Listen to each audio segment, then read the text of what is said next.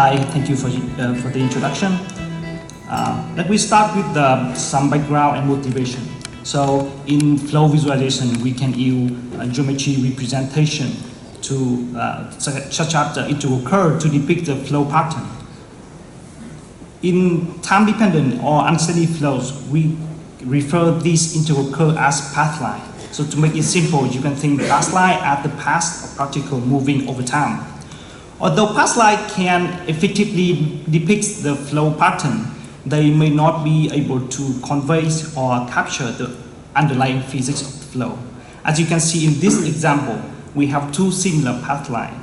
But if we compute certain attributes and plot on the right-hand side, they reveal different behavior. This example clearly shows that if we just look at the geometry representation, we may lose some important physical information. And this motivates our work. So in this work, we try to fill the gap between geometric representation and physical interpretation of the flow.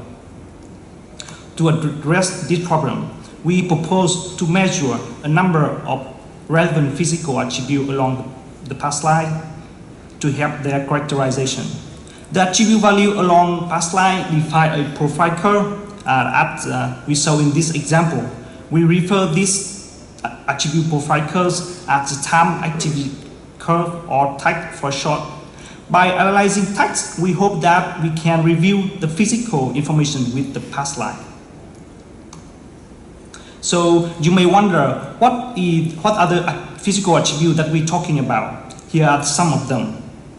These attributes help to measure certain physical information. For example, a vorticity or Q can measure the local rotation behavior of the flow.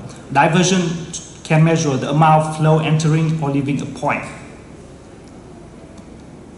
With the introduction of time activity curve, the pipeline of our proposed solution can be divided into two stages. In the first one is a computation, where we compute the TACs and perform pathline clustering based on these TACs. The second stage is to visualize and explore the TACs and pathline based on the clustering result and allow support novel user interactions. So let's go to the first stage, computation. We can generate a text by chasing a pathline and compute physical attribute along it.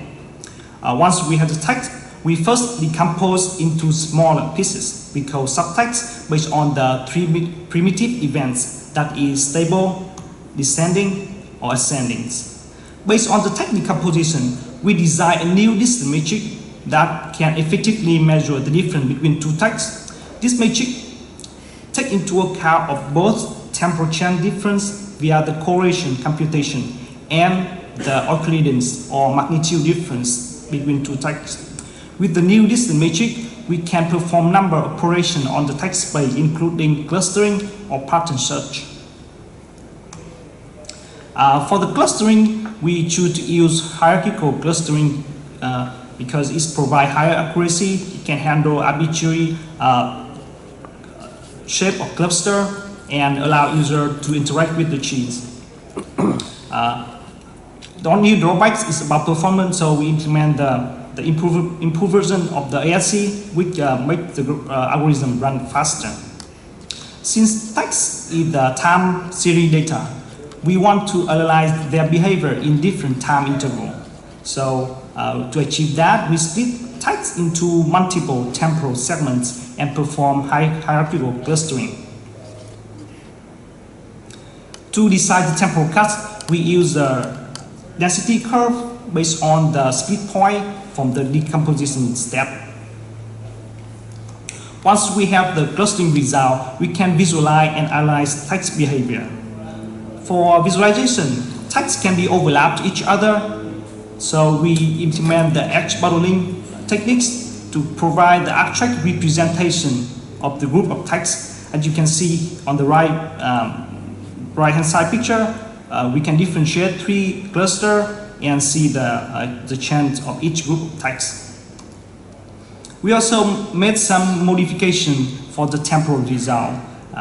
We adjust the two ends of two consecutive time interval between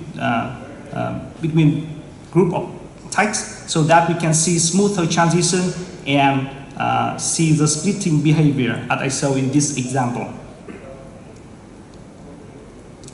So by combining all the techniques that I just described, we have developed a multiple view or interact system to visualize and analyze text. Here the brief interface of the system.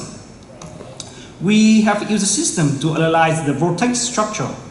Traditionally, domain experts rely on the ISO control to extract the vortex region, but it requires to set the threshold very carefully, otherwise we can miss the vortex like the example in the left video.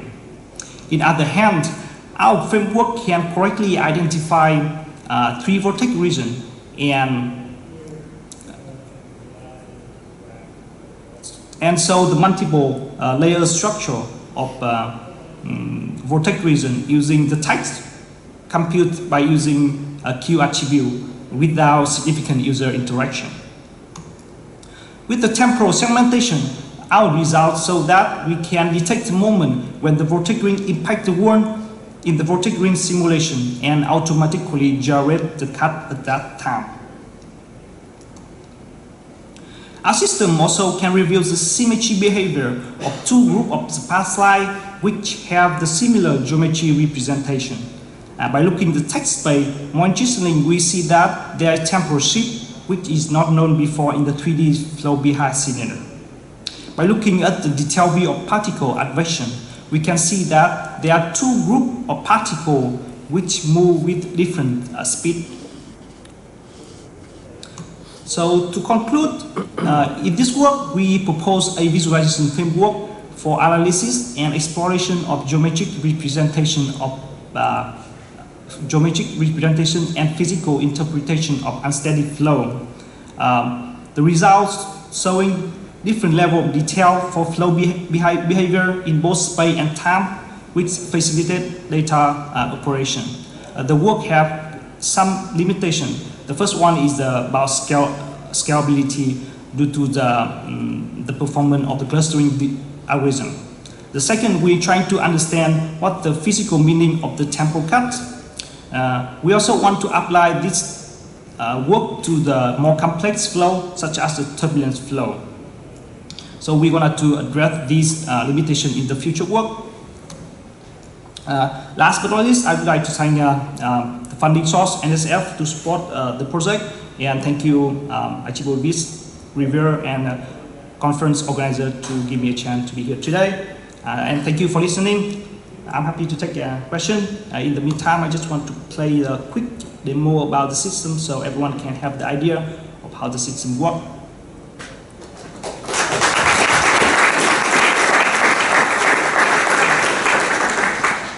Do you have any questions from the audience? If not, I have a question. When you mentioned you're looking at scalability of the clustering algorithm, that also leads to, if you change clustering algorithm to a different one, how stable is your results?